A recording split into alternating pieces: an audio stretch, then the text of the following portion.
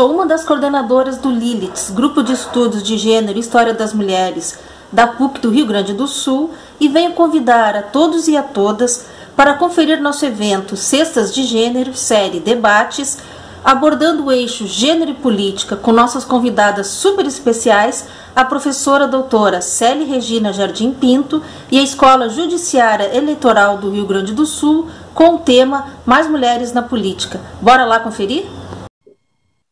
Boa noite a todos, a todas, a todos.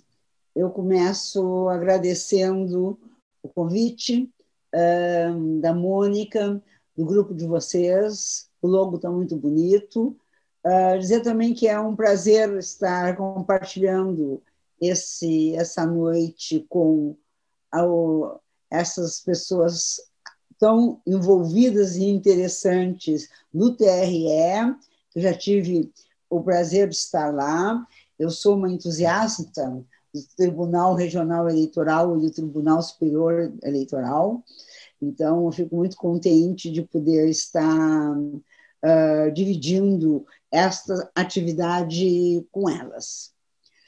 Eu vou fazer assim, a minha intervenção eu dividi em 3 partes, mas eu vou fazer as 2 primeiras partes menores, no que pese elas, em tempo, elas serem mais extensas no tempo histórico, e calcar um pouco mais na atualidade que nós estamos vivendo e na preocupação que todas nós temos, e todos nós deveríamos ter, infelizmente, quando passamos para o todos, não é bem verdade, com a falta de mulheres na política brasileira, principalmente quando essas mulheres necessitam de votos.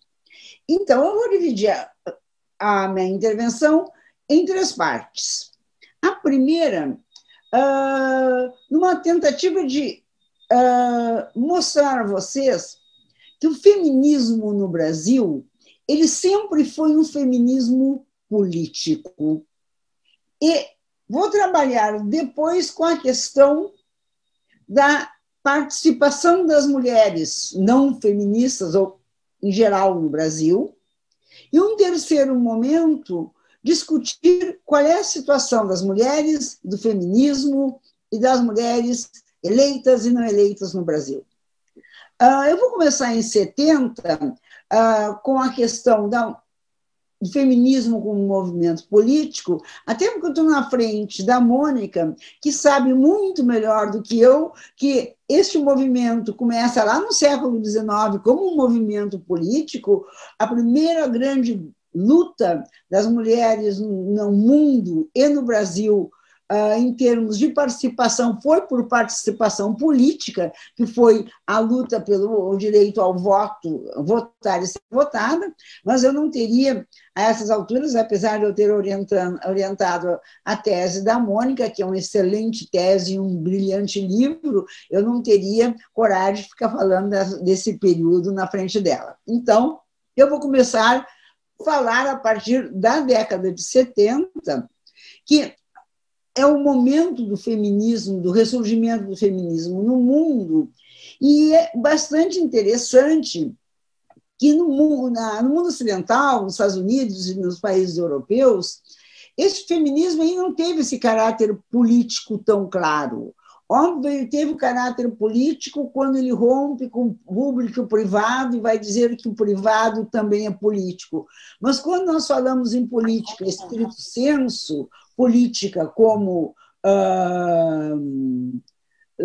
relação com o mundo público, na verdade, o feminismo não começou por aí na década de 70. Começou muito mais com direito ao corpo, com direito de salários, com direito à participação na vida social do que na participação política. Mas nós, latino-americanas, e principalmente nós, brasileiras, nós nunca conseguimos, nem queríamos, nunca o feminismo se descolou do político. E por que nunca o feminismo se descola do político? Ele nunca se descola do político porque, na verdade, nós começamos a ser feministas, a minha geração começou a ser feminista em meio a uma ditadura militar. Então, nós não podíamos ser feministas e não estarmos lutando contra a ditadura militar. Então, o movimento feminista ele surge no Brasil da década de 70 em dois lugares. Ele surge com as exiladas, que estão principalmente na Europa e principalmente na França, mas também nos Estados Unidos e nos Estados Unidos, principalmente na Califórnia, onde essas mulheres entram em contato com exiladas políticas, elas entram em contato com as lutas feministas, as mulheres que começaram a discutir o feminismo e começam a entrar em contato também com as mulheres aqui no Brasil. Em 75, começa a haver as primeiras manifestações públicas de feminismo, e é bem interessante isso, que o feminismo brasileiro ele nasce ensanduichado. Eu sempre digo isso. E nasce ensanduichado entre uma esquerda que via com muito maus olhos o feminismo, porque achavam que as mulheres estavam se desvirtuando da luta de classes, e também por outro lado, pressionado pela ditadura militar, que via nas mulheres um bando de mulheres indecentes, não ligadas a famílias, aborteiras, não religiosas e destruidoras de lares. Qualquer semelhança com o momento atual não é pura coincidência. Então, nós nascemos no Brasil ensanduichadas entre a esquerda masculina e machista, que nos olhava com um olhar bem estranho, e a direita, que nos via como destruidoras de lares, aborteiras, maconheiras, e lá mesmo um monte de bobagem que diziam na época e continuam dizendo até hoje. Mas esse movimento, como ele se organiza politicamente, como ele se organiza dentro dessa luta pela redemocratização no Brasil, quando essas mulheres voltam em 79 com a anistia, encontram já um movimento feminista aqui, se juntam e começam a lutar por direitos das mulheres. E o feminismo no Brasil ele é muito particular em relação a muitos feminismos no mundo. Eu fiz uma pesquisa pegando feminismos em outros países não desenvolvidos ou países em desenvolvimento como o Brasil. As feministas dos outros países sempre quiseram estar longe do Estado. As feministas brasileiras não. Elas começaram desde 79, 80 já a lutar pelas diretas já. Elas estavam envolvidas, antes disso, estiveram envolvidas na luta pela anistia, depois entraram de cabeça na luta pelas diretas já em 83, 84, e quando chegou em 84, as diretas já, como todos nós sabemos, elas não perdeu no Congresso Nacional, na Câmara de Deputados, a lei Dante de Oliveira, acabou o Tancredo sendo o eleito, e os grupos feministas organizados, havia muitos grupos organizados feministas na época, pressionaram o Tancredo para que ele colocasse no seu projeto de redemocratização, seu projeto de governo, o Conselho dos Direitos o Conselho Nacional dos Direitos da Mulher. E ele colocou. Bom, como todos nós sabemos, Tancredo morreu e não foi empossado. Bom, naquela época, nós fomos para cima, e eu sou de testemunho ocular da história, nós fomos para cima do Sarney. Bom, agora o cara vai ter de criar o conselho, porque o Tancredo tinha nos prometido. E ele criou o conselho. O conselho é criado em 85. E criado na condição de... e era ligado ao Ministério da Justiça, mas a secretária, que na época era Jaqueline Pitangui, tinha status de ministra. Então, foi muito importante aí que, logo no início, nós tínhamos um conselho, um grupo de conselheiras dentro do Ministério da Justiça, cujo ministro era o Paulo Brossard de Souza Pinto, que tinha um desprezo completo por nós, mas isso não nos dava muito, a gente não dava muita importância para isso. E nesse momento, nós começamos uma luta, que foi uma luta muito importante dentro do movimento brasileiro, que foi por nos organizarmos para termos voz na Constituinte, que ia fazer a Constituição, que acabaria finalmente com a Constituição da ditadura militar. Então, nós fizemos um programa muito grande dizendo que a Constituinte sem mulher não era democrática. Houve uma pressão muito grande durante os anos que se preparava a Constituição, e nós chegamos a fazer muitos encontros, fizemos emendas populares. Bom, para deixar o conto mais curto, durante toda a Constituinte, nunca em nenhuma comissão aconteceu uma sessão que não tivesse uma feminista sentada lá, literalmente incomodando. E, com isso, nós conseguimos passar 20 dos 21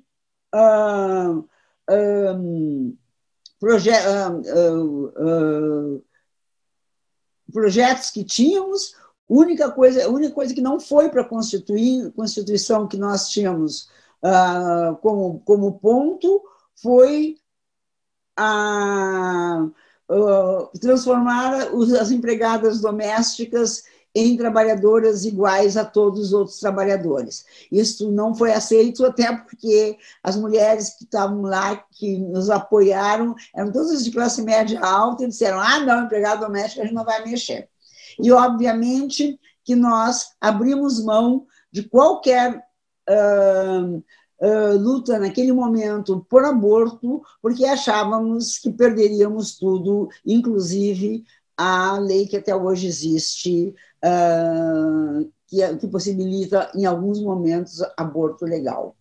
Então, nós acabamos com muitas vitórias na Constituição.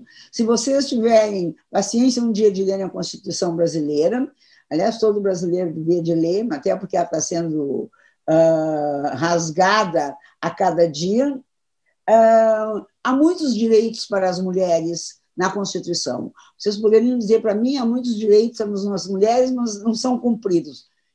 A Constituição é muito importante nos países, é muito importante que esteja escrito lá, mesmo que não seja cumprido, porque está lá e nós podemos lutar por isso. Por exemplo, a questão... E tem coisas que mudaram na vida da mulher.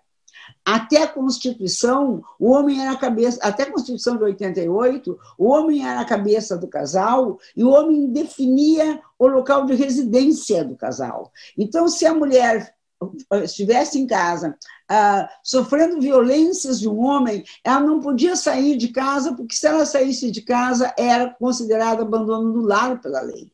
E sendo abandono do lar, ela perdia qualquer possibilidade de ter pensão alimentícia e a guarda dos filhos. Então, as mulheres aguentavam ir em casa, sendo violadas, sendo violentadas, sofrendo violências muito grandes, porque elas não podiam abandonar o lar, porque quem definia onde era o lar era o homem. Na Constituição de 88, nós mudamos a lei, mudou-se a lei e diz, se vocês olharem lá, que a família constituída por um homem e uma mulher, o que é um absurdo nesse momento atual que vivemos, mas naquela época não era, igualmente responsáveis pela organização familiar e mutuamente responsáveis pela decisão de onde morar. Portanto, acabava com essa história que o homem era a cabeça do casal e que o homem poderia decidir onde as pessoas iriam morar. Bom, então, esse é o primeiro momento do feminismo, esse é o primeiro momento desse feminismo político. É o feminismo da redemocratização, que chega a 88. Nós, depois, na década de 90, nós temos um refluxo do feminismo político, feminismo de Estado. apesar de, na década de 90, 300 mulheres brasileiras foram, em 1995, a quarta Conferência Mundial das Mulheres em Beijing, em Pequim, na China, que mudou completamente a ideia do feminismo e se introduziu a questão do corpo, a questão da sexualidade e a questão de gênero. Né?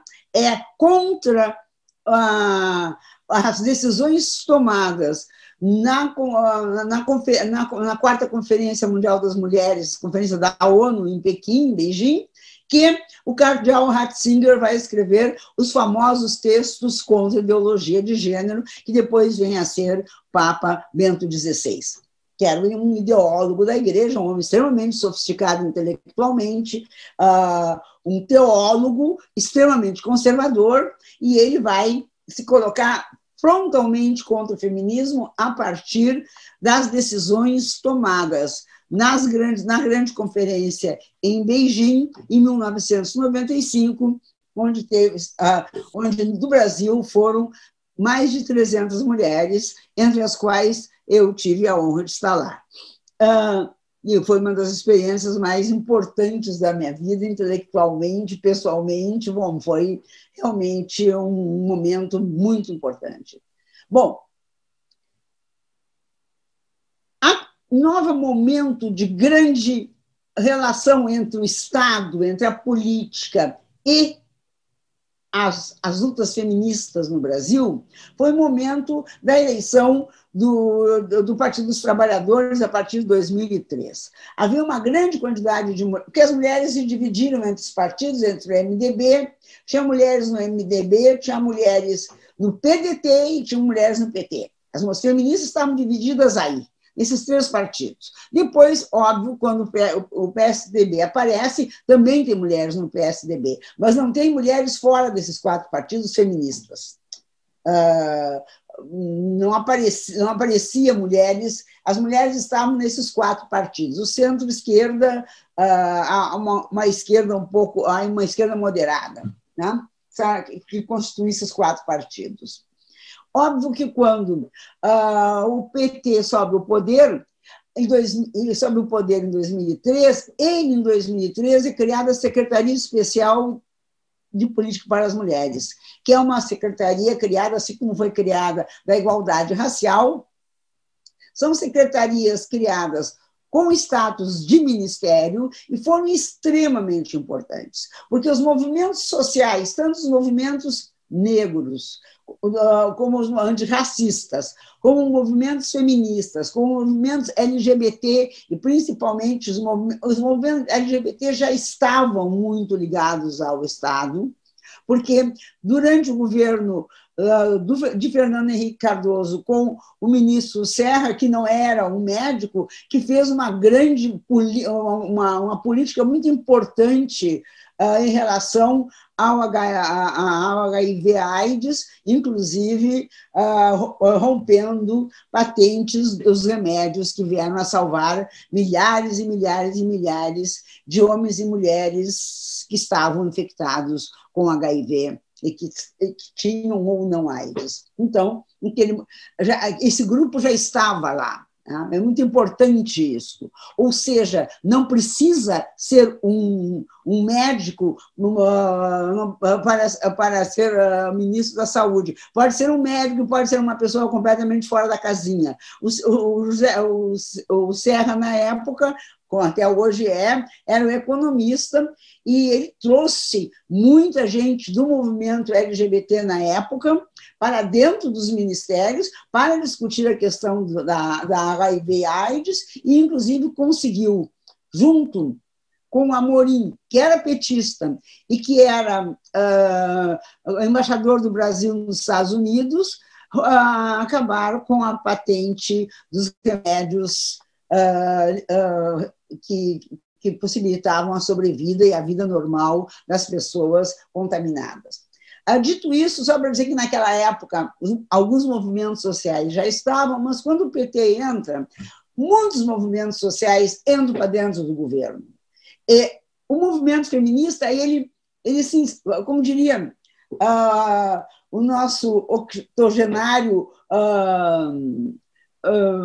prefeito de Porto Alegre, se espraiou, não ficou só dentro da Secretaria de Política das Mulheres, mas ela se espraiou por todos os outros ministérios.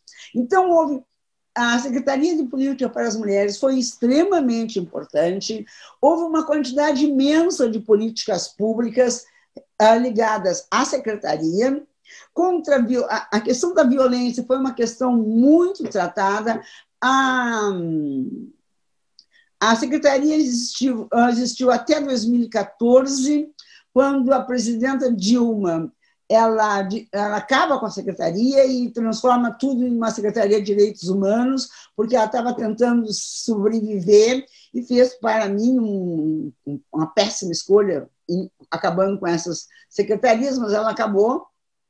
Mas, durante a existência dessa secretaria, bom, primeiro que houve uma quantidade imensa de pesquisas sobre a condição das mulheres no Brasil, principalmente das mulheres, das populações tradicionais, das populações ribeirinhas, das populações indígenas, das populações em condições desfavoráveis, das mulheres com deficiência, ou seja, houve uma preocupação muito grande, cruzada entre mulheres e condições especiais, condições de raça, condições de gênero, condições econômicas. Então, houve uma preocupação também muito grande com a violência ou contra a violência. A Lei Maria da Penha sai dessa luta, sai lá de dentro.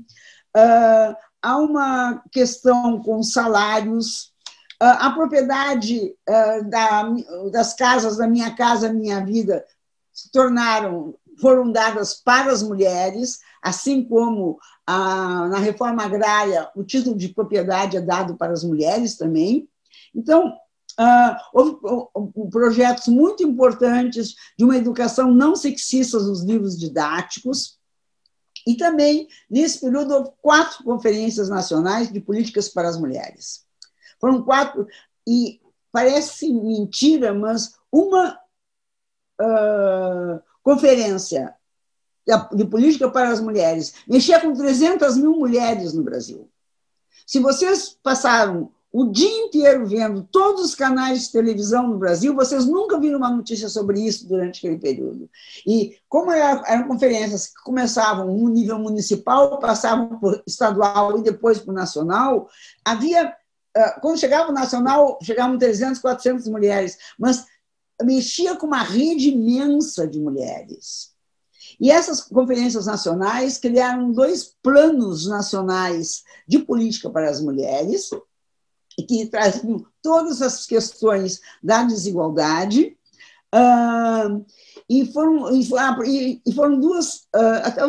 Existe uma grande pesquisa sobre essas conferências, um livro publicado em 2 volumes, eu tenho até um capítulo num desses livros, em que as conferências, as 2 últimas conferências, que, aliás, que são analisadas nessa pesquisa, uma foi em 2011, quando a Dilma Rousseff estava entrando no poder, e a outra foi na semana, em 2016, que o Senado reconhece como legal o pedido de impeachment da Dilma, e ela se afasta 180 dias do poder. O último dia da conferência foi o último dia que a Dilma esteve no poder. Foi bem interessante que as mulheres... Eu estava em Brasília por uma outra coisa ainda, eu estava em Brasília por uma atividade na ONB, eu não estava nas conferências, eu estava em Brasília por uma outra atividade, e no fim da conferência, todas as mulheres que estavam nas conferências foram para o Palácio do Planalto esperar que a Dilma saísse definitivamente a última vez. Bom, então esse é um momento de feminismo de Estado. Bom, essas características teve fim com a deposição da presidenta Dilma, e a partir de então temos um não feminismo de Estado. Mas um Estado contra o feminismo. E aí eu quero discutir mais no fim. Mônica, que tempo eu ainda tenho? 15 minutos, você acha que tranquilo? Hã? Uns 15 minutos, tranquilo? Ah, tranquilo. Então, eu quero passar, então, rapidamente para o segundo ponto da minha fala. E o segundo ponto da minha fala, como eu tinha dito antes, é a questão da participação política da mulher no Brasil. E essa é uma grande tragédia. É a tragédia nacional de sempre. Porque nós sempre estamos querendo saber como, com toda essa militância que nós temos no Brasil, com toda essa estreita relação que o feminismo teve com o Estado por uma longa duração.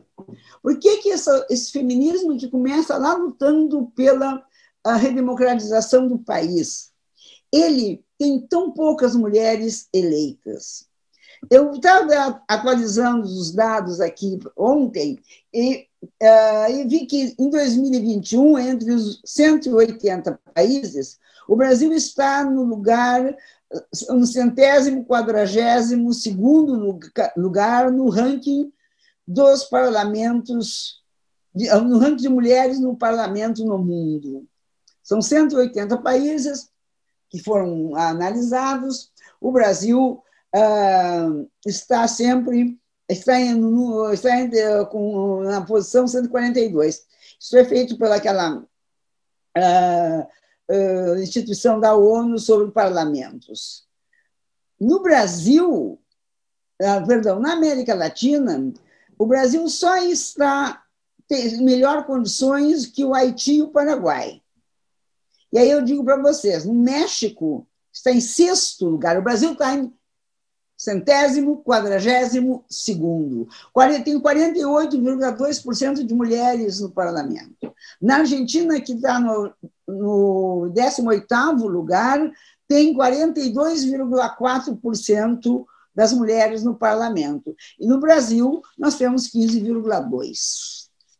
E aí a pergunta que não quero calar é o que explica isso. Bom, se vocês saírem um pouco da história e forem para a ciência política feminista, vocês vão ver que tem bibliografia aí para escrever 20 teses para explicar isso aí. Além das 20 teses que já foram escritas tentando explicar isso. Né? Eu acho que tem muitas questões aí, mas eu vou elencar, por razões só para a gente ter mais tempo para discutir, 3. Nós vivemos em uma sociedade... ainda hoje, agora estava lendo a Wendy Brown, e ela, citando o Rousseau, dizia que democracia só existe onde existe igualdade. Que onde não existe igualdade, não existe democracia. Ela citando Rousseau, não é Foucault, Rousseau. Ou seja, o Brasil tem uma sociedade profundamente desigual e profundamente patriarcal. Ou seja, ela é patriarcal, patrimonialista e profundamente desigual. E isso é fundamental para nós entendermos a exclusão das mulheres da política. Nós temos uma sociedade que tem uma origem e que traz uma herança de uma sociedade escravocrata, de uma sociedade em que a mulher foi sempre colocada dentro da casa, em que as mulheres foram sempre menosprezadas, ou porque eram negras, ou porque eram mulheres, ou porque não eram santas. Então, nós temos uma sociedade extremamente conservadora, nós temos de pensar nessa sociedade conservadora que nós temos. Nós não temos o momento que nós temos na política hoje, porque nós temos uma sociedade progressista. Assim, nós, quando olhamos...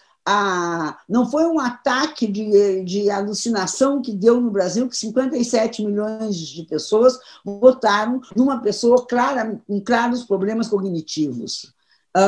Votaram porque ele ofereceu para as pessoas uma alternativa extremamente reacionária. Não é conservadora, é reacionária. Então, esse Brasil existe, esse Brasil é grande. Grande no sentido, não que o Brasil é grande, que é o tamanho, que é o tamanho do continente, não. Essa porção do Brasil conservadora é muito forte. Esta ideia que a mulher tem de ficar dentro de casa é muito forte. Então, nós temos um país profundamente conservador e cada vez mais. Fora isso, nós temos uma estrutura, e eu vou entrar no assunto das minhas colegas de live essa noite, que a lei dos partidos, ela parece que reproduz essa sociedade patriarcal. A lei dos partidos permite uma oligarquização dos partidos. E essa oligarquização dos partidos se reflete nas escolhas dos candidatos e na força que dão a esses candidatos. Então, enquanto nós tivermos partidos absolutamente oligarquizados, e aí eu digo, eles são oligarquizados na extrema esquerda e extrema direita. Ou seja, quem decide quem vão ser os candidatos preferenciais é uma elite partidária e é uma elite que geralmente é masculina e geralmente é branca. Ou seja, os candidatos preferenciais eles são dados dentro que não existe nenhum tipo de primárias para se montar uma lista partidária para deputados. Isso existe na Argentina, isso existe até no Partido Democrata norte-americano, até no Partido Republicano norte-americano, o estadunidense, para ser politicamente correta. Mas não existe no Brasil. No Brasil, quem decide... Agora mesmo, se vocês olharem aí a briga dentro do PSDB para ver quem vai ser o candidato do PSDB, o grande problema da elite partidária é que queriam abrir para haver uma eleição de todos os filiados, o que seria natural, mas as pessoas entram em crise. E, na minha opinião, as listas eleitorais abertas acabam com a possibilidade das mulheres. Ou seja, enquanto houver listas abertas, mesmo que nós tenhamos 30% das candidaturas, esses 30% das candidaturas, se elas não forem trabalhadas de uma forma democrática dentro dos partidos, é apenas um espaço que nós temos de lutar para manter, para melhorar ele, mas, por enquanto, ele tem dado pouquíssimos resultados. Atualmente, na Câmara de Deputados, há um PL, um projeto de lei de mudança na lei eleitoral, que torna ainda mais difícil a chegada das mulheres ao poder legislativo. Há um PL que propõe fim das cotas e outro que define para todas as câmaras, todo o legislativo, desde as câmaras municipais à Câmara de Deputados, uma cota mínima de 15%, que é uma balela. 15% já existe de mulheres lá. Cota mínima de 15% quer dizer cota máxima de 15%.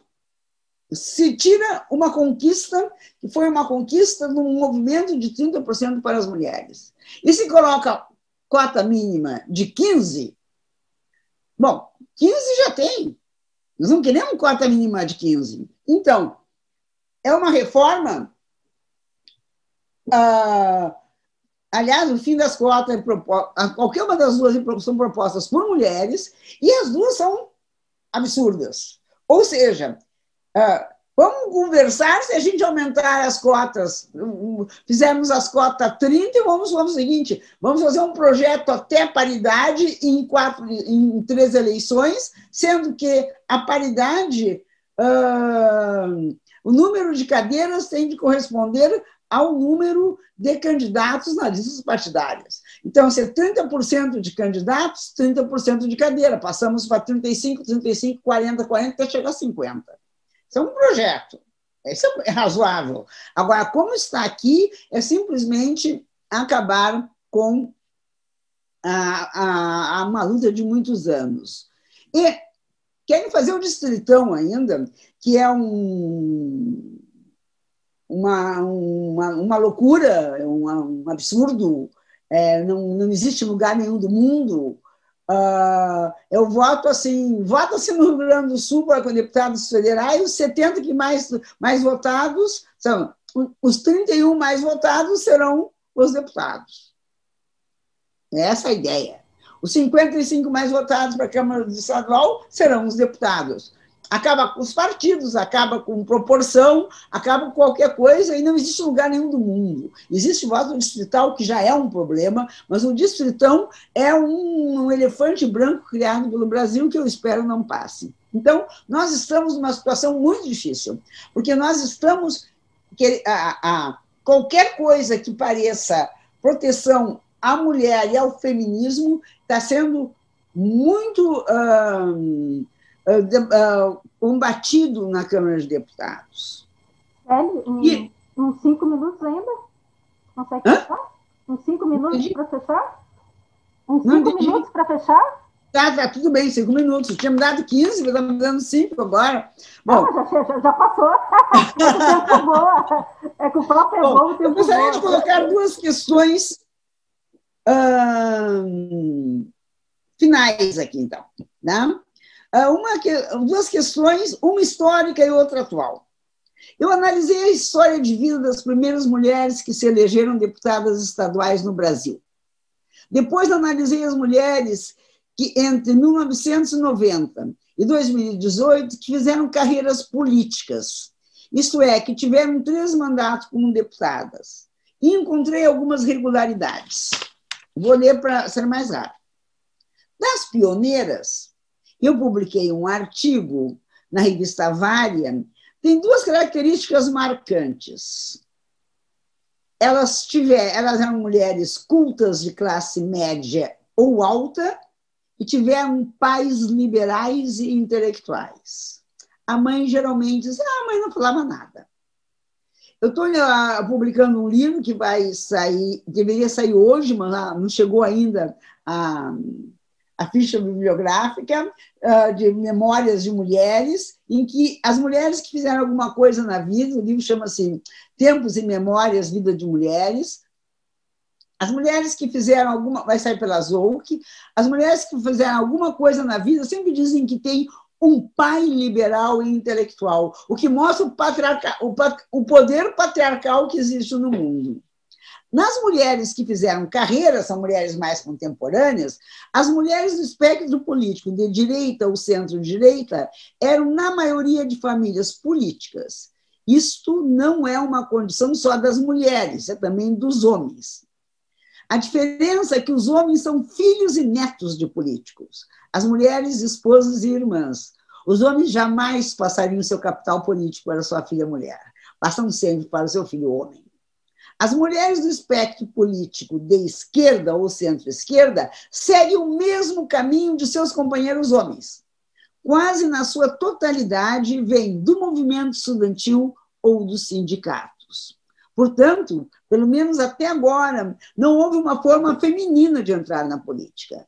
Elas, independente do espectro político que estejam, elas seguem o caminho de seus companheiros homens. E, finalmente, gostaria de mostrar uma coisa para vocês. Eu vou agora mostrar o slide, aquele que vai ser uma loucura, porque eu não consegui nem aparecer na tela, imagina aparecer o slide. Aqui. Tá. Se vocês... Não, tem que aparecer diferente, porque não dá para tirar essas pessoas aqui? Dá. Não. Clica em cima ali, Célia, tem um... Bem em cima ali onde aparece. Tá.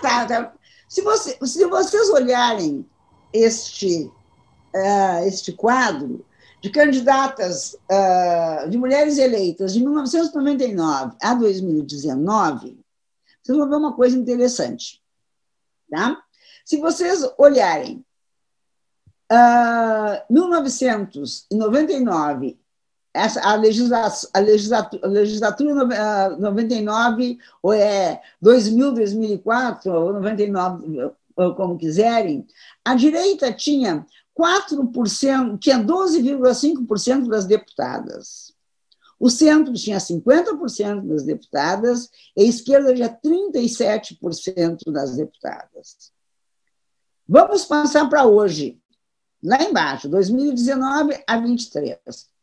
A direita tem a metade das deputadas eleitas.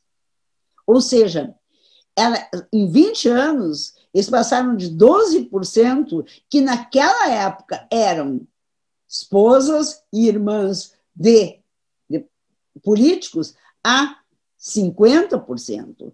A esquerda, que teve um aumento durante o período petista e depois baixa, tem mais ou menos a mesma coisa, não tem uma grande perda, e o centro tem uma grande perda. O problema é que esses 49% de mulheres são mulheres que não fazem aquela trajetória que nós estávamos acostumados. Ou eram mulheres esposas de políticos, irmãs de políticos, ou eram mulheres de esquerda ligadas ao sindicato e ao movimento estudantil. Não. Essas mulheres vêm de outros lugares. Elas vêm, várias delas, de movimentos, vêm para a rua, o Movimento Brasil Livre, dos movimentos de rua de 2013, das famosas Jornadas de Junho. Elas se formaram ali, várias delas. Outras vêm das igrejas. E aí o interessante é que não é só das igrejas pentecostais, neopentecostais. Elas vêm também da direita católica. E essas mulheres são absolutamente antifeministas. Eu estou trabalhando exatamente nesse momento num projeto discutindo quem são essas mulheres. Elas me impressionam muito, também me irritam muito, mas, em todo caso, elas me impressionam. E o que elas fazem? Eu tenho uma bolsista que segue o Twitter delas. Eu sigo o Twitter delas também, mas elas seguem por função, eu por divertimento. Bom, elas são mulheres que denunciam a ideologia de gênero. O que é ideologia de gênero? É, em princípio, a possibilidade das pessoas trocarem de gênero durante a vida. Então, quando elas falam na ideologia de gênero, chega a ser cômico, que parece que te levanta de manhã mulher, resolve ser homem, depois passa 3 anos, resolve ser mulher. A sensação, a forma como elas falam e a sexualização das crianças, a pedofilia, a sexualização infantil, a favor da homeschooling para que as pessoas possam dar aos seus filhos valores morais. Elas são absolutamente contra a lei que legaliza o aborto, inclusive tem algumas delas que são contra até o que existe hoje, porque nós sabemos que a ministra dos Direitos das Mulheres é contra a lei que existe hoje, que possibilita o aborto legal em algumas situações. Elas são contra as cotas. Então, é muito interessante e muito trágico que nós tenhamos lutado tanto para que as mulheres chegassem ao poder. E dessa vez elas chegaram, aumentou muito, aumentou de 51 para 77 o número de mulheres na Câmara de Deputados. Só que a metade dessas mulheres, elas são a negação de tudo que nós lutamos na vida desde 70, e mais do que isso, desde o tempo que a Mônica estudava a luta pelo voto no Brasil. É isso, obrigada. É uma honra estar aqui, especialmente falando depois da professora Célia Pinto. Mais do que uma responsabilidade, mas mais do que tudo, um agradecimento da gente. Acho que falou muitas coisas até que a gente ia falar aqui, então a gente vai passar rapidinho, até porque o mais importante é ouvir também quem está nos assistindo, ouvindo, e algumas dúvidas, assim. Mas só para... Eu vou compartilhar a tela também, que eu fiz uma apresentação de PowerPoint. Opa, deixa eu só voltar ali ao começo, só um pouquinho, que ficou... Vocês estão vendo a apresentação, né? Estão? Ou não?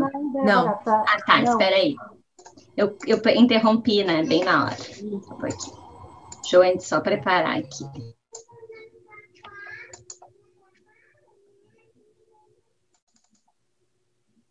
Vocês estão vendo agora? Sim. Tá, eu vou... Agora, eu acho que entrou, né? Na tela. Tá. Então, esse é o programa que foi criado em 2019 lá pela Escola Judiciária Eleitoral. Na época, uma presidente mulher, desembargadora Marilene Bonzanini, que também facilita, né, a presença de mulheres no poder. A gente apresentou essa proposta de criar, então, um programa, porque a gente viu a necessidade de falar um pouco mais, porque essa conversa é sempre muito nos meios acadêmicos. E a gente queria levar ela, então, a essas mulheres aí que eventualmente tinham desejo ou não de se candidatar. Nós temos no grupo hoje, mas a gente quer ampliar, mais ou menos umas 6 colegas. Aqui estamos em 3, então sou eu, a Débora, a Karen e a Dani, que também vão falar. A gente dividiu a nossa fala aqui. Deixa eu até ver meu horário aqui para não passar, porque eu quero muito depois conversar com todo mundo. O programa... ele está ligado à Agenda 2030, que é uma agenda de direitos humanos da ONU, né, que foi assinada em 2015, que apresentou, então, 17 Objetivos de Desenvolvimento Sustentável para a humanidade, né, para o mundo alcançar um desenvolvimento mais, como disse a professora Célia, não existe democracia onde não haja igualdade. O primeiro é a erradicação da pobreza, que também é um fato, né, de que extremamente desigualdade. Mas o nosso tema está ligado ao objetivo ODS 5 de igualdade de gênero.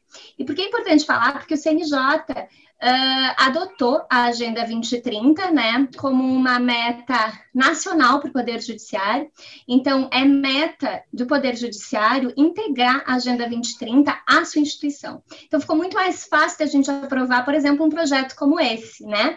E ainda por cima, a Justiça Eleitoral tem uma meta específica de tornar o processo eleitoral mais claro para a população final. A gente tem que esclarecer, por exemplo, a diferença entre voto branco e voto nulo. Essas questões hoje estão dentro de uma meta para o judiciário eleitoral. E aí eu começo, então, mais ou menos falando e linkando isso com a professora Célia, que a verdade e que foi dita pela ONU em 2015, logo após a assinatura dessa Agenda 2030, revisando a plataforma de Pequim, em que eu adoro, como meu mestrado, a minha dissertação de mestrado foi sobre a influência da ONU no direito internacional das mulheres e o reflexo disso no Brasil, né, professora Célia? Então, eu li muito sobre a Conferência de Pequim e fiquei muito feliz em saber que tu estivesse lá. Para mim, assim, eu imagino que deve ter sido realmente um momento ímpar, assim, de reunião de mulheres, né, lá em 1995. A ONU, então, revisando a plataforma de Pequim, porque ali existia, então, uma plataforma, né, de ação para que se fosse atingido alguns objetivos, percebeu que muitos deles, para não dizer a maioria, não foram atingidos em 2015, 20 anos depois da sua aprovação. E, vendo isso, declarou, então, nessa revisão, em 2015, que nenhum país no mundo havia atingido a igualdade de gênero e, portanto, a desigualdade de gênero se tratava de um desafio universal para todos os países. E aí, eu me lembro muito, porque eu, no meu mestrado, como eu tinha esse projeto, eu passei por um estágio acadêmico na ONU e tive a honra, que também para mim foi transformadora, porque eu me aproximei dessas questões internacionais a respeito da mulher.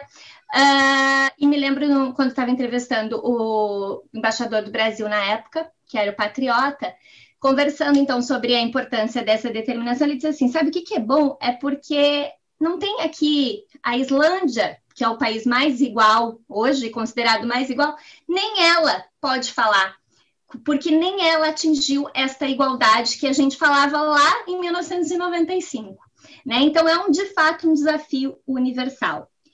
É um desafio universal, mas o Brasil está, de fato, como disse a professora Célia Pinto, pior ainda, né, professora Célia?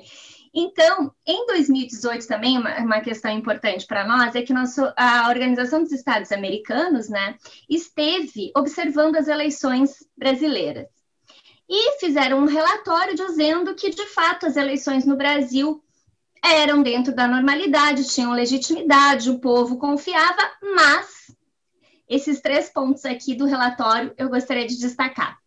Primeiro, que as candidaturas femininas tinham sido em 31,8%, ou seja, o que era para ser um piso mínimo de candidaturas havia se tornado um teto máximo. O fato é que os partidos hoje utilizam esses 30%, que eram para ser o mínimo dos mínimos, né? Que lá que a professora Célia, que estava lá nas discussões, sabe que as pessoas pensaram muito nesse número. Que número a gente vai estabelecer? A política é um campo dominado por homens. No mínimo, nós temos que ter o quê? No mínimo 30%. Porque a gente sabe que se uma mulher, se aqui estivéssemos em 30 homens e só tivesse eu, seria muito difícil eu tratar desse assunto. É muito bom para mim ter outras mulheres para que eu possa falar. Então, se estabeleceu uma massa crítica mínima de 30%, mas era para ser o mínimo. E outra, não era para ser 30% de candidatas, era para ser 30% de mulheres lá, eleitas, né? Essa era a ideia. Bom, a OEA, então, declarou que, com relação às eleições no Brasil, nada, a segurança, a nosso sistema, ótimo, mas a gente precisava de mecanismos mais eficazes para refletir mais mulheres eleitas. E recomendaram à Justiça Eleitoral que criasse uma unidade de política de gênero com recursos humanos e financeiros suficientes para desenvolver ações e programas contínuos de impulso à participação das mulheres. Lamento em dizer que isso ainda não foi criado, mas é a partir disso que a gente consegue, pelo menos, aprovar alguns projetos como esse, né? Aqui, então, o ranking que a professora Célia Pinto mencionou são desse aqui da União Interparlamentar, que são 192 nações, né, da ONU, que são com dados sobre a sua condição, e o Brasil, então, está na posição 133. Atrás de países como a Arábia Saudita, que é o último país no mundo a aprovar o voto feminino, só aprovou em 2011, mas já elegeu 19,9% de mulheres para o seu parlamento. Estamos atrás também da Rússia, que tem um número muito próximo do Brasil, 15,8%, e há 3 anos atrás descriminalizou a violência doméstica. Num congresso com 15% de mulheres, eles declararam que se a violência contra as mulheres doméstica não deixar marcas profundas, não será mais crime. Isso agora, recentemente, um parlamento com mais mulheres do que o Brasil hoje. Ou seja, este é o cenário do nosso parlamento, como disse a professora Célia. Ainda se a gente considerar que metade das mulheres que estão lá tem uma pauta contrária aos objetivos das mulheres, não nos admiraria muito que alguns desses direitos, já que talvez acho que a gente tenha até por garantidos, que não devemos ter, mas acredito que temos, podem inclusive estar ameaçados, né? O primeiro país no mundo que tem mais mulheres eleitas é Ruanda, é importante que se diga, principalmente pela história até do país, que foi dizimada, né? Os homens, então quem reconstruiu o país foram as mulheres, né? Mas ali nós vemos então a Suécia, o 5º país no mundo. Os países escandinavos têm esse histórico. A Nova Zelândia, o primeiro país no mundo a conceder direito de voto. Mas aí a gente vem assim, então, mas por que não elegemos mais mulheres? São diversos, como disse a professora Célia, são diversos aspectos aqui, e a gente tentou trazer alguns aspectos. Mas primeiro eu gosto de desconstituir mitos, né? A gente fala muito para candidatas de partido político, pessoas que têm ou que pensam em algum momento, cogitam concorrer, e também em escolas, né, instituições educacionais, e uma coisa a gente já gosta de pronto a acabar com esse mito, que mulher não vota em mulher. Porque é muito comum ouvir dizer assim, bom, se 53% do eleitorado brasileiro é mulher, e a gente só tem 15% de mulheres eleitas, a culpa é das mulheres, porque são as mulheres que não votam em mulheres. Um argumento cruel e característico da sociedade patriarcal que vivemos, como diz a professora Célia Pinto, que a verdade é que a gente não vota em quem a gente não conhece. E nós vamos mostrar que as mulheres, quando são candidatas, elas são, na verdade, só para cumprir a cota, e elas são invisibilizadas, não recebem financiamento, então é impossível que mesmo eu, que trabalho na Justiça Eleitoral, eu tenho que pesquisar muito bem quando eu quero votar, porque eu tenho um compromisso de só votar em mulheres, né, meu pessoal, mas para vocês verem, se eu, que tenho esse acesso, eu tenho que pesquisar muito, imagina o eleitor comum, né, como a gente pode dizer. Então, além disso, até um dado que a professora, eu já vi numa palestra da professora Célia Pinto, e eu gosto muito de trazer, é bom trazer as eleições de 2014, né, professora Célia? Em que mais de 65 milhões de brasileiros votaram para uma mulher ser presidente do Brasil. Porque se a gente somar o primeiro turno, Marina Silva e Dilma Rousseff juntas fizeram mais de 65 milhões de votos. Pra vocês terem ideia, o Bolsonaro se elegeu com 57 milhões, um pouco mais de 57 milhões de votos, e o Lula, que é a maior votação do Brasil, até o momento, 58 milhões. Então, em 2014, 63% do eleitorado brasileiro, ou seja, homens e mulheres, queriam uma mulher para presidente. Isso é a maior demonstração de que não é o fato do gênero, não se vota em mulher por ser mulher, é sim porque não se conhece essas candidatas mulheres, né? Ou porque elas não obtêm o apoio. Outro também argumento que é muito fácil, que a gente primeiro gosta de rebater antes de tratar porque é que mulher não gosta de política. Bom, 45% dos filiados a partidos políticos no Brasil hoje são mulheres.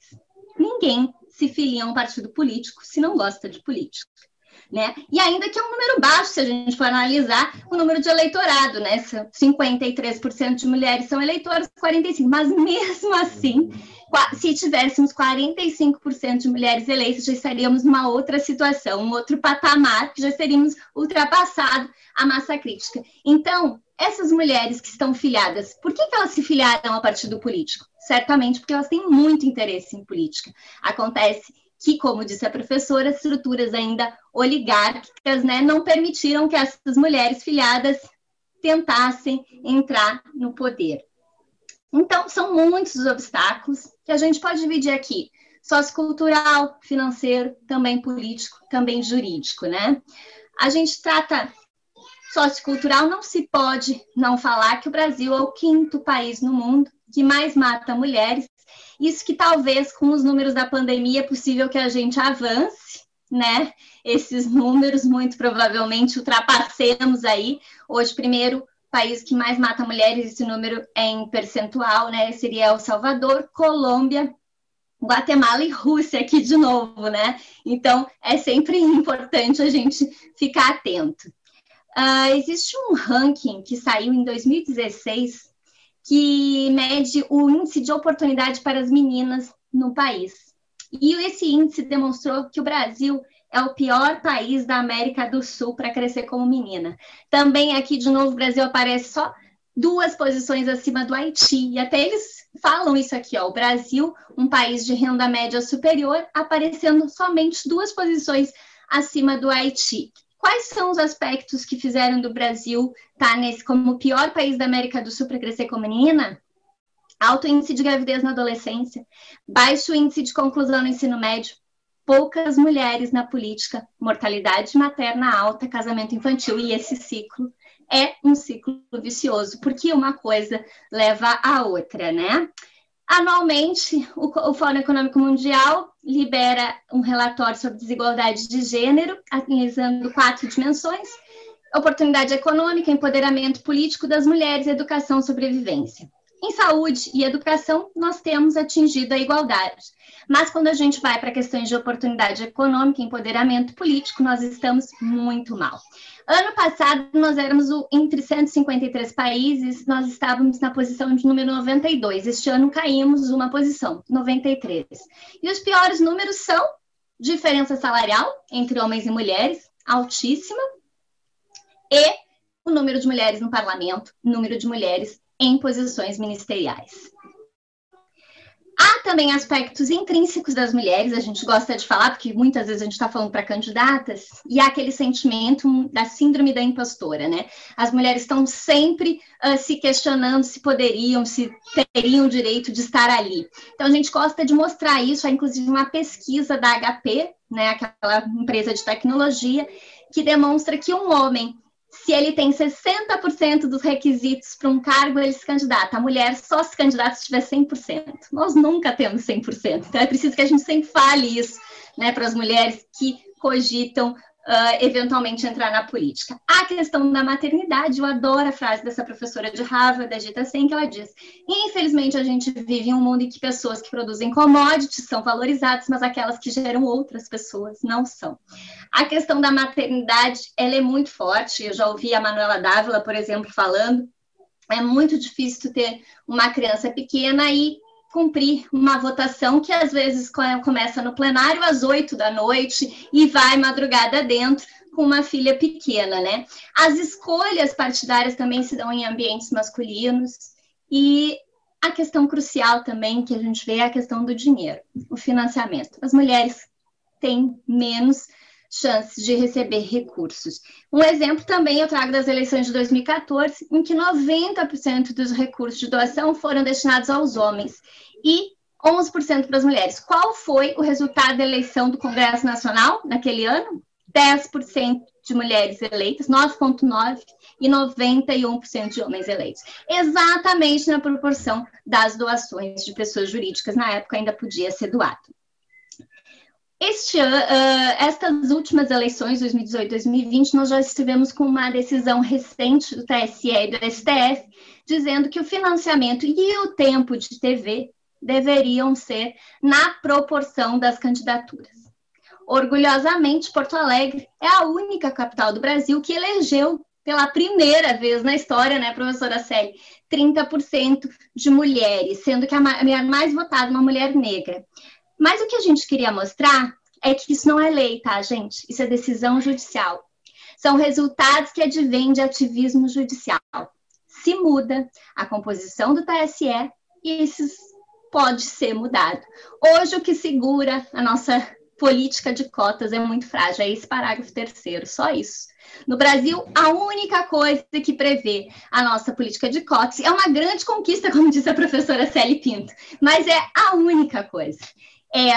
Esse preenchimento, é inclusive uma frase que já mudou, porque antes se falava em reservar 30%, como aí os partidos pegavam e diziam assim: a gente reservou 30%, mas não apareceu aqui nenhuma mulher para se candidatar, então a gente não apresentou. Então agora tem que preencher, mas é o mínimo de 30%, não o máximo, como os partidos utilizam. Eu vou passar a palavra agora para a Dani, que vai tentar falar um pouquinho que a gente tenta fazer de desmistificar o nosso processo eleitoral. Dani?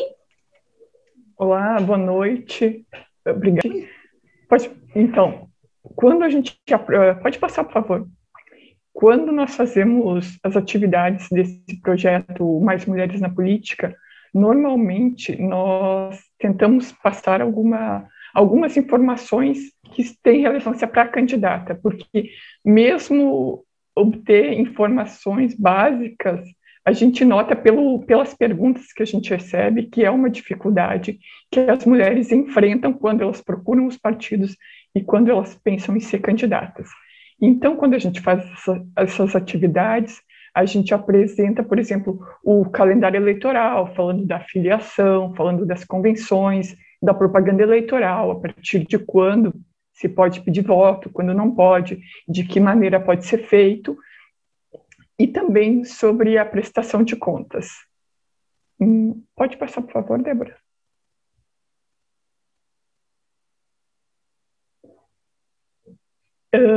Então, como aqui, no caso hoje, a palestra não é para candidatas, a gente vai pegar sobre um outro aspecto. Vou falar sobre as cotas de gênero e sobre a resistência que a gente verifica, em especial no tribunal e nas ações judiciais que o tribunal julga em relação à cota de gênero. Esse quadro que representa as mulheres eleitas nos parlamentos da América Latina mostra grande número dos países da América Latina, o percentual da cota de gênero e a posição que ele ocupa. O meu quadro está um pouco defasado em relação aos dados que a professora Célia apresentou. Aqui o Paraguai ainda está na nossa frente, mas se não tem os dados das eleições de 2020. Então, a posição do Brasil, dá para ver, né? É bem complicado, a gente está lá nas últimas posições. A gente tem essa previsão da cota de pelo menos 30% de mulheres, e o que a gente verifica? A fraude em relação que que é operada, que é exercida com as candidaturas laranja. São aquelas mulheres que se inscrevem, concorrem nas eleições e têm muito pouco ou nenhum voto. É possível verificar que a gente vem melhorando. Em 2012, 22 mil mulheres tiveram nenhum voto, mulheres que concorreram. Em 2020, só 3.454 tiveram essa votação zerada. É um avanço, mas ainda não é uma situação ideal. Como a gente vê que acontece esse fenômeno da candidatura laranja? Ele é muito mais comum, digamos que praticamente só acontece em eleições municipais. O partido normalmente procura uma candidata, uma mulher que está afiliada, não é, antigamente, vou fazer uma interrupção aqui. Antigamente, a candidata laranja era aquela mulher que nem sabia que era candidata. Ela era registrada e não ficava sabendo disso. Hoje não é mais assim. O que a gente vê é que a candidata laranja, ela concordou em ser candidata. O partido procurou uma mulher que era afiliada, obteve a concordância dela com a candidatura e normalmente ofereceu para ela um apoio, uma ajuda, dizendo assim, vamos lá, vamos ser candidata, vamos ajudar o partido, a gente precisa de ti, a gente vai te dar apoio na campanha, a gente vai te oferecer condições, tu vai conseguir, tu pode, enfim, fazer uma carreira nessa área. O que acontece é que, passadas as convenções partidárias, registrada essa candidata, ela não tem nenhuma ajuda. O partido some e ela tem que fazer a campanha dela sozinha, sem experiência, sem saber o que fazer. Ela chega a tentar fazer campanha, ela aborda pessoas, pede voto, mas ela acaba percebendo que essa atividade não é complicada. Para pedir voto, para discutir com o eleitor, é preciso ter um embasamento, é preciso saber ter propostas, ter um envolvimento comunitário, ter projeto. E outra realidade que essas mulheres se defrontam, mulheres que não estão preparadas, se defrontam na campanha, é a questão do eleitorado fazer pedidos, como reagir a isso. É uma coisa complicada e que precisa de um apoio, precisa de um treinamento que só o partido, só a vivência partidária pode fornecer. O que acaba acontecendo é que essas mulheres tentam fazer campanha, percebem que não vai dar, que elas não conseguiram dialogar com o eleitor, não conseguiram captar eleitores e chega o dia da eleição, nem elas mesmas votam nelas, elas acabam com a votação zerada. Pode passar, por favor, Débora? Diferente é o que ocorre nas eleições gerais. Como a Débora tinha mencionado antes, decisões judiciais garantiram que as mulheres recebessem financiamento público na mesma proporção do número de candidaturas. Então, nas eleições gerais, para deputado, senador, presidente, não existem candidaturas laranjas. As fraudes que a gente vê estão mais ligadas aos recursos e à dinâmica que esses recursos, que a gente observa no manejo desses recursos. Isso aqui, por exemplo, é um santinho. Nesse santinho aparece, vocês podem ver, aparece uma mulher ao fundo, juntamente com um homem ao fundo e 2 candidatos mais à frente. O que a gente percebe é que quem pagou esse santinho para todos esses candidatos foi a mulher, embora ela não apareça destacada nessa propaganda. Todos esses trechos aqui que estão cobertos eram partido, nome do candidato e número do candidato. Então, a gente verifica que o partido transfere esses valores do mínimo que ele tem que transferir para as candidaturas femininas para candidatas que não estão na eleição proporcional e também para chapas onde a mulher aparece apenas como vice. Então, esses recursos acabam não atingindo a finalidade que eles deveriam atingir, que é fomentar que mais mulheres sejam eleitas. Pode passar, Débora, por favor?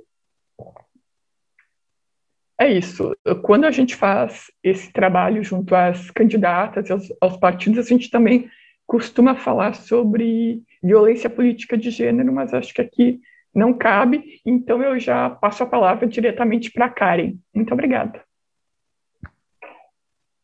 Obrigada, Dani.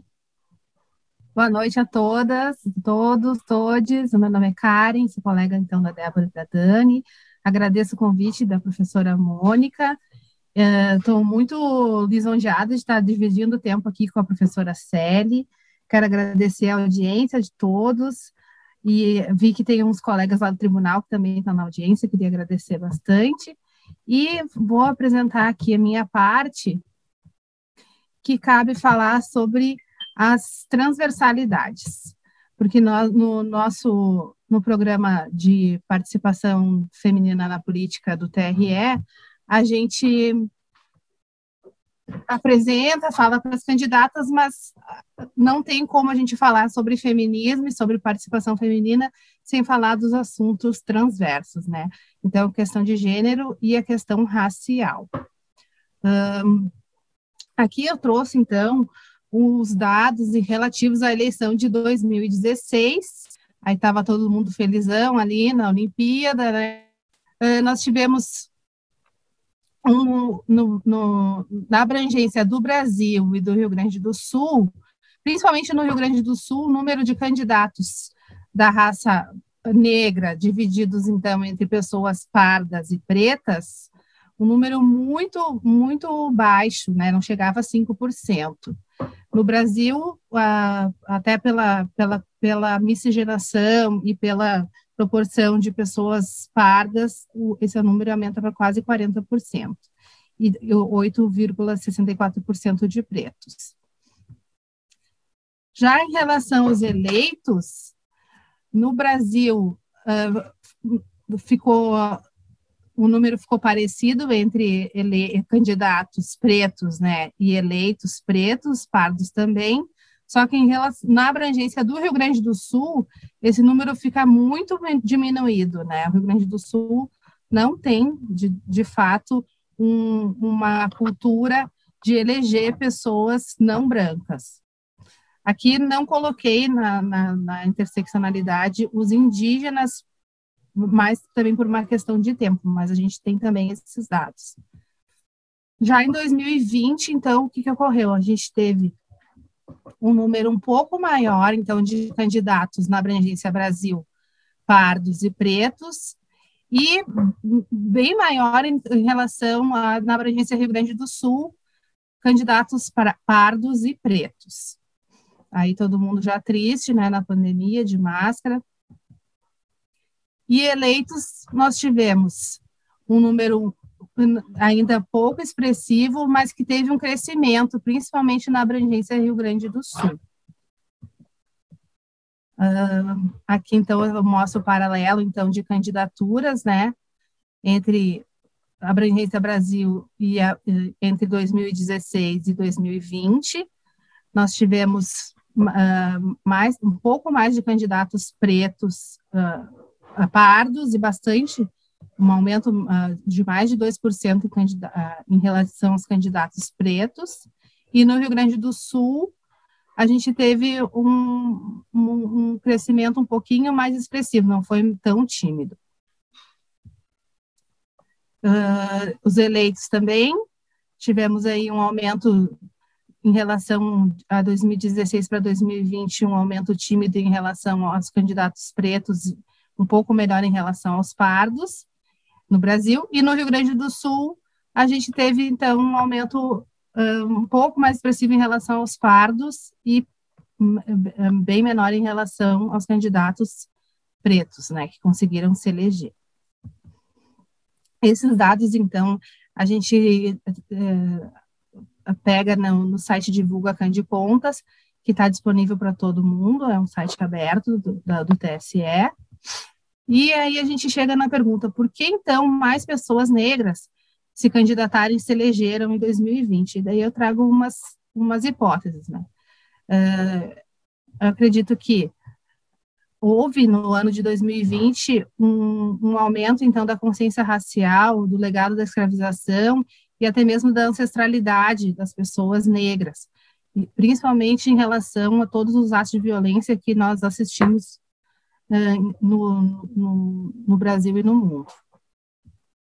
E o principal motivo foi que, como a Débora já falou para vocês, a gente se segura muito nas decisões judiciais, né? Então, houve uma consulta no TSE que pedia, então, para que os recursos públicos destinados do fundo partidário e do FEFEC, destinados ao tempo a campanha política e também o tempo de propaganda, fossem divididos na proporção dos candidatos. Primeiro se faz a divisão entre homens e mulheres, e aí dentro disso divide, então, entre pessoas negras e pessoas brancas, né? Essa decisão ia ser aplicada só em 2022, mas aí houve, então, uma ação de descumprimento de preceito fundamental no âmbito do Supremo, de relatoria do ministro Lewandowski, e aí ele julgou a aplicabilidade imediata, pegou todo mundo de calça na mão, ficou todo mundo surpreso, e já era, então, para já dividir o dinheiro para aquela eleição daquele ano, que foi o ano passado. E aí, o que é importante da gente ver disso? As pessoas que foram atores principais nesse processo, né? A parte na DPF foi a deputada Benedita da Silva, né, uma pessoa preta, e o advogado também, o doutor Irapuã, um eleitoralista de renome, também é uma pessoa preta. Então, isso demonstra a importância de ter a representatividade nesses lugares de poder e de decisão. Aqui eu trago, então, um trecho do acórdão, né, que foi de relatoria do ministro Barroso, em que ele fala que o racismo do Brasil é estrutural. Isso significa que, mais do que um problema individual, ele está inserido nas estruturas políticas, sociais, econômicas e no funcionamento das instituições, como a gente já ouviu a professora Célia, a Débora e a Dani falarem, o que permite a reprodução e perpetuação da desigualdade e oportunidades da população negra. Mas a gente, lá no tribunal, a gente está engatinhando e tentando, então, reverter um pouco esse quadro de desigualdade com as nossas ações, com um pouco que a gente pode contribuir, né, nesse sentido. E na eleição no ano passado, a gente já teve, então, aí um resultado positivo, né? Porto Alegre, a gente teve, então, a única capital, tudo bem, mas pelo menos é a nossa, né? Com mais de 30%, então, de mulheres, né, eleitas. Vereadora é mais votada uma mulher, de novo, só que negra, né? Porque da outra vez, a deputada tinha sido a Fernanda Melchiona, eu acho. E a primeira bancada negra, então, na Câmara de Vereadores de Porto Alegre, capital do Rio Grande do Sul, um estado que não tem um histórico, né, de eleger pessoas não brancas.